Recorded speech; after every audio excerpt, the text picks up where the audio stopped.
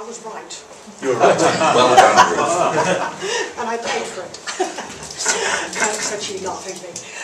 I'm here just to talk about the economic forecast, which is actually, I was going to say, almost a pleasure after hearing the misery forthcoming from Mark, but in fact it's not very exciting at all, not very positive at all. And as Mark was saying, when you look at every single economic forecast, it's always worse than the last one.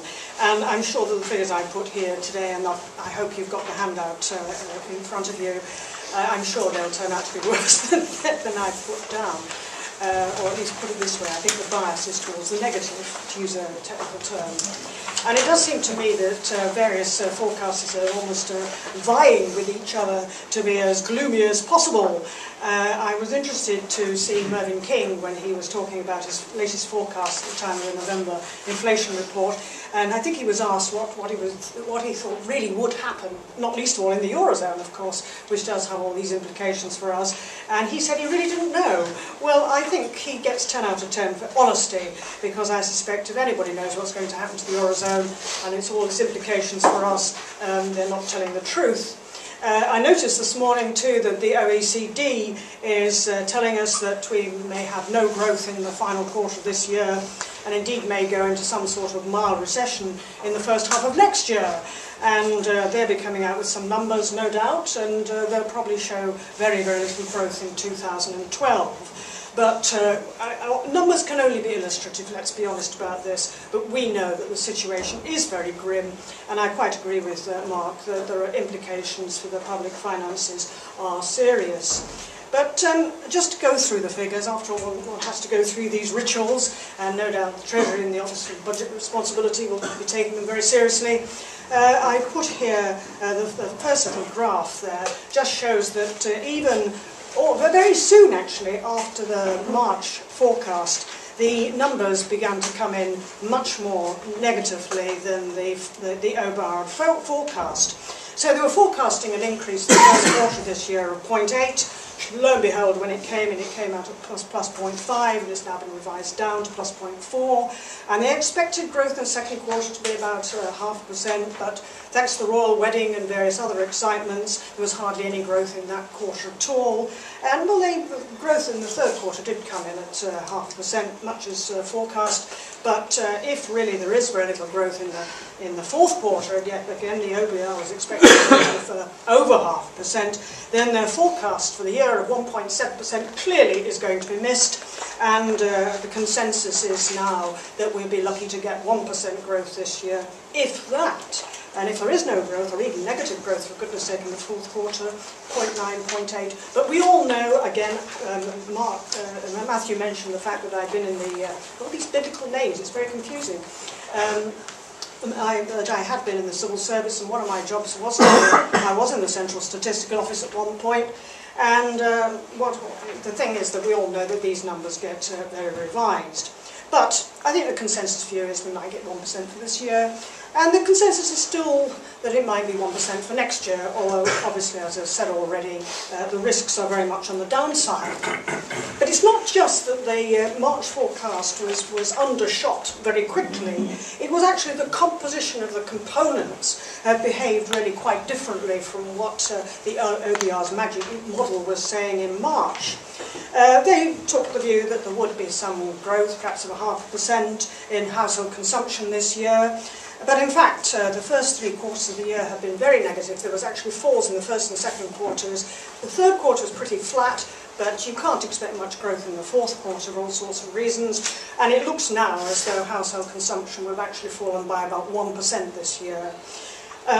One of the major reasons, of course, has been the squeeze on real incomes, because prices inflation, of course, has been running at 4 or 5%, whereas earnings growth has only been about 2.5%. But there are other factors as well, of course, the subdued nature of the housing market, the fact that unemployment is going up, and the fact that households are still trying to repair their balance sheets have all borne down on household consumption.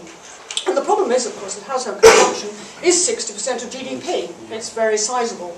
So any weak number there just pulls down overall growth. The OBR at the time in March was saying there might be 0.8% with general government financial consumption, but actually it may come out at more like 2.5%. So when you hear the Shadow Chancellor talking about all this flatlining, there's this terrific gesture that he goes on about when he's not crying over the Antiques Roadshow, when he says that this is because of this terrifically hard, vicious cut in public spending, well, the numbers don't actually confirm that. The numbers show that, if anything, that general government financial consumption has been relatively buoyant so far this year, and probably will be, who knows, next year.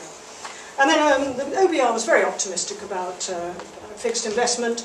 I thought they were far too optimistic. After all, I'd always been taught that investment tends to follow growth, not lead it. And if you've not got very good growth prospects, then you don't have particularly good investment spending. And sure enough, that's what we seem to have had this year, and I suspect we'll have it next year as well.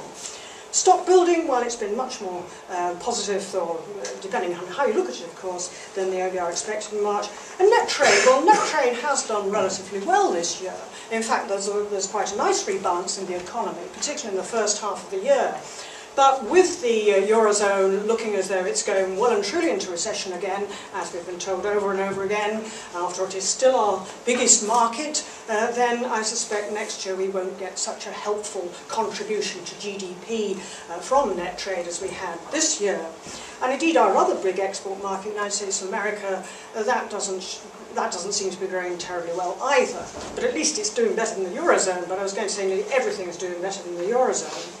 CPI inflation, well, I'm in the Mervyn King School. At some point, sometime, surely, it will go back to target, and I expect it to do so next year, when a lot of the year-on-year increases this year, not least of all the VAT increase at the beginning of the year, will fall out of the year-on-year calculation.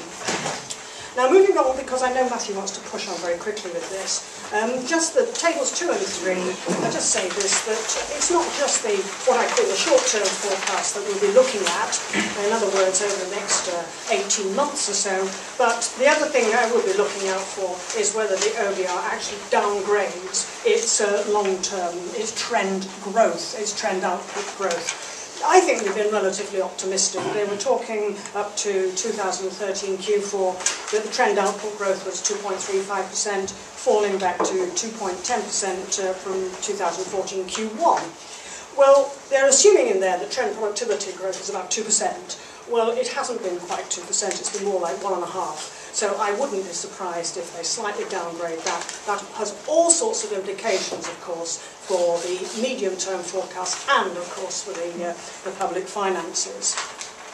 And then on to Table 3, well, I say Mark's already mentioned these figures.